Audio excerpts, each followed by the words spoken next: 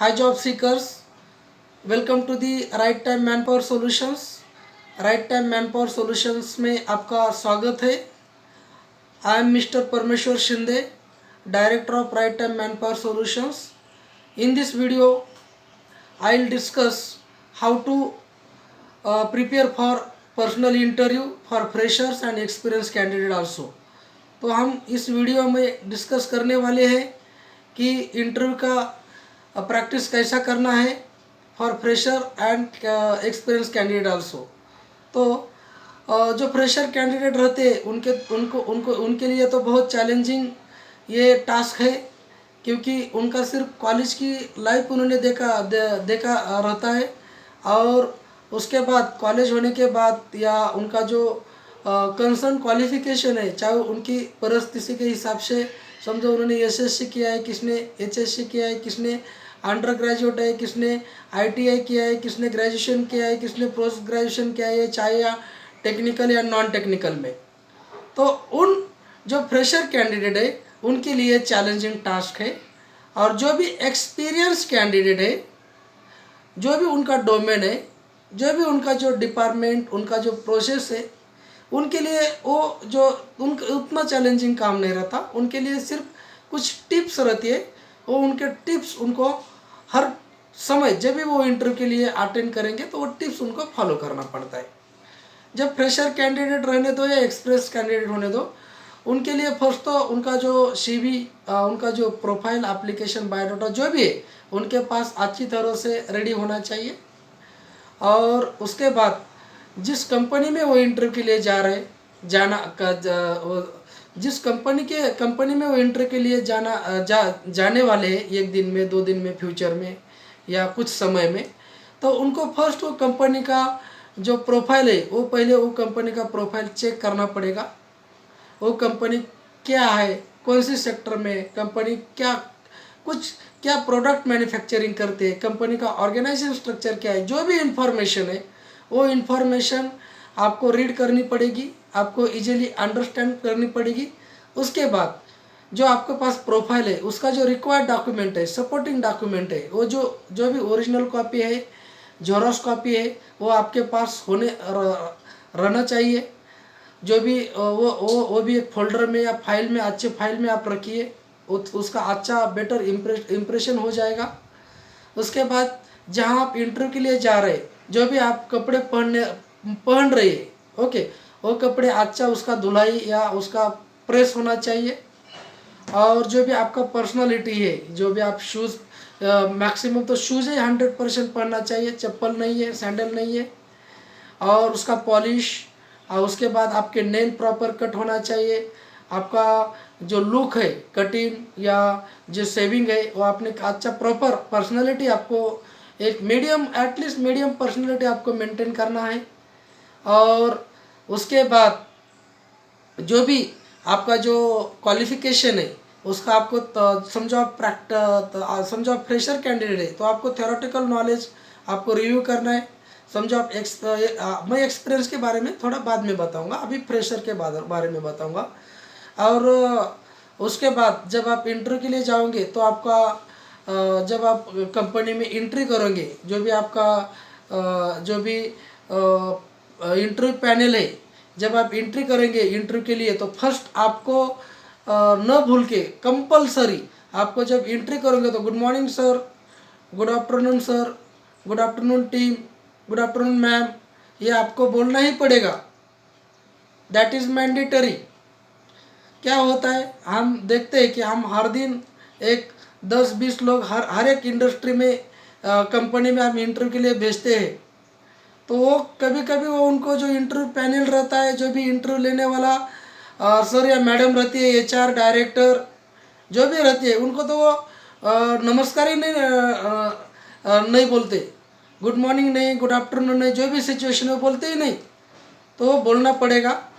और उसके बाद जब आप इंटरव्यू करेंगे, वो बोलेंगे सिट हियर, तो आपको उनको थैंक यू सर बोलना है. और उसके बाद वो बोलेंगे इंट्रोड्यूस अबाउट योर सेल्फ. तो आपको जो भी इंट्रोडक्शन है वो आपको अच्छी तरह, जो भी आपका नेम है, आपका एज है, आपका एजुकेशनल क्वालिफिकेशन है, उसके बाद आपका हॉबीज़ है, जो भी है आपको अच्छी तरह से उनको बताना है कम टाइमिंग में। जो भी वो बोलेंगे वही उतना सिर्फ आपको उनका सवाल का क्वेश्चन का आपको रिप्लाई करना है। और मैं देखता हूँ, मैं हर दिन कैंडिडेट इंटरव्यू के लिए भेजता हूँ फ्रॉम जो भी उनका परिस्थिति के हिसाब से क्वालिफिकेशन है। कोई इलिटरेट होगा, कोई एसएससी होगा, कोई एचएससी होगा, कोई अंडर ग्रेजुएट होगा, कोई आईटीआई होगा, कोई ग्रेजुएशन होगा। सॉरी, क्योंकि दुनिया में हर एक आदमी भगवान ने उसको सेम दिमाग दिया है, लेकिन जो आदमी का परिस्थिति है, जो आदमी का बैक कल्चर है, जो भी आदमी का बैकग्राउंड है, जिस आदमी को इन्वायरमेंट जैसा जैसा मिला है वैसा वैसा आदमी वो मोल्ड होके जाता है। तो उनके हिसाब से हम डेली कैंडिडेट इंटरव्यू के लिए भेजते हैं। और कोई कोई एम्प्लॉयर का, कोई कोई क्लाइंट का हमको ऐसा रिप्लाई आता है कि सर आपने कैसा कैंडिडेट भेजा है। वो कैंडिडेट ना उन्होंने हमको गुड मॉर्निंग बोला, ना उन्होंने हमको गुड आफ्टरनून बोला, ना उन्होंने इंटरव्यू होने के बाद थैंक यू बोला, और वही हमारा इंटरव्यू ले रहे। मैं एक क्वेश्चन पूछ रहा हूँ उनको तो वो हमको 4 क्वेश्चन पूछ रहे। मुझे ही नहीं समझ में आ रहा है कि मैं कंपनी का ओनर हूँ, मैं कंपनी का एचआर हूँ, मैं इंटरव्यू के लिए उनके पास आया हूँ, वो इंटरव्यू मेरा ले रहा है, मैं उनका इंटरव्यू ले रहा है। तो ये बहुत ही मैक्सिमम पॉसिबिलिटीज़ हो रही है as per hour research methodology. तो वो अवॉइड कीजिए, अच्छा थोड़ा इंटरव्यू दीजिए, जो भी सवाल पूछते हैं उनका आप जवाब दीजिए, लास्ट में आप थैंक यू बोलिए, और अच्छी तरह से फ्रेशर के लिए एटिकेट्स एंड मैनर 100% फॉलो कीजिए। वो सब आपका जो इंटरव्यू का जो क्राइटेरिया सिलेक्शन का जो खेल रहता है ना, वो सब उस पर ही डिपेंड रहता है, आपके नॉलेज पर ज़्यादा नहीं रहता। क्योंकि theoretical knowledge and practical knowledge is totally different, and every department there is a different technologies, different operating manufacturing processes, and they are hiring you for various department for trainee level। तो उनको सिर्फ बंदा ऐसा मांगते हैं कि वो उनके साथ अच्छा काम करना चाहिए, टीम के साथ अच्छा बिहेव करना चाहिए, उनको जॉब की ज़रूरत होना चाहिए, वो अच्छा उनके पास एक एज ए ह्यूमन उनके पास सेंस होना चाहिए। वो सिर्फ आइडेंटिफाई करते हैं और आपको हायर करते हैं। तो ये जो टिप्स थी, ये जो सब टेक्निक्स थी, प्रैक्टिकल टेक्निक्स थी, हर एक प्रैक्टिकल टेक्निक्स थी वो फ्रेशर के लिए थी। हर एक जो वीडियो अपलोड करते हैं, जो भी प्रोफेशनल मैनेजमेंट है, उनके हिसाब से उनके अनुभव एक्सपीरियंस है वो करते हैं। कोई जो यूट्यूब में जो अपलोड करता है उसने कभी मैन्युफैक्चरिंग कंपनी नहीं देखा रहता, वो सिर्फ इंग्लिश में फटाफट बात करेगा।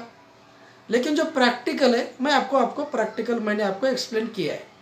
और जो भी मैं अभी आपको बताऊंगा, जो भी एक्सपीरियंस कैंडिडेट है उनके लिए tips for attending the interview, tips for facing the interview, और how to prepare for personal interview, face to face interview for experience candidate. Experience candidate को तो ज़्यादा बताने की बात नहीं है, उनको तो सब मालूम रहता है और वो अच्छा तरह से इंटरव्यू देते हैं। और उनके लिए मैं सिर्फ एक जो पर्सनल रहता है, एक टिप्स रहता है एज ए एचआर प्रोफेशनल और एज एन कारपोरेट डायरेक्टर से या कारपोरेट एचआर से क्या रहता है, एक्सपीरियंस पर्सन में थोड़ा डिफरेंट रहता है। एक्सपीरियंस पर्सन जो रहता है उसका जो सिलेक्शन क्राइटेरिया रहता है वो बेस्ड ऑन KRA, की result area, based on job description.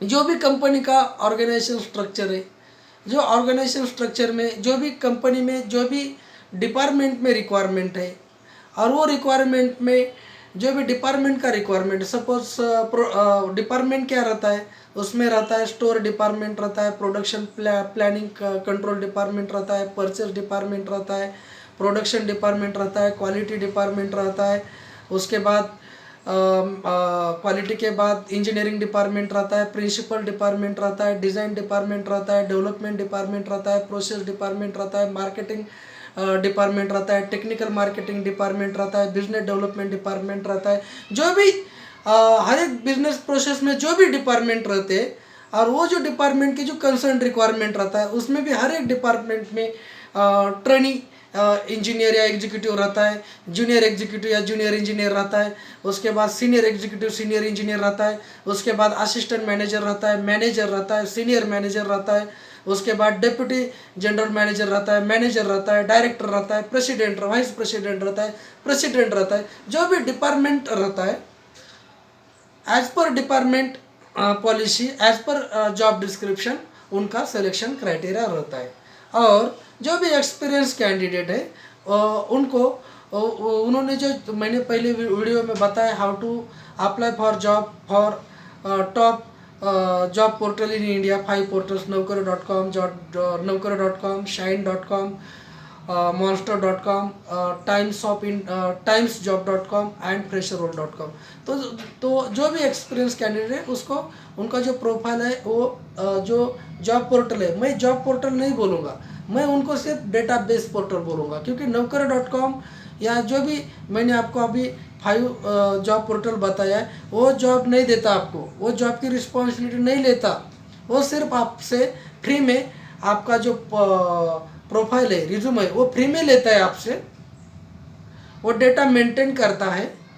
और वो डेटा जो कॉरपोरेट सेक्टर में कॉरपोरेट सेक्टर है, कंपनी के HR है, कंपनी के डायरेक्टर है, हमारे जैसे रिक्रूटमेंट कंसल्टेंट है, placement consultant, you can say employment consultant है, उनको इन लैक्स में भेजते हैं वो लोग नौकरी नहीं देते आपको, वो सिर्फ डेटा बेस मेंटेन करते हैं।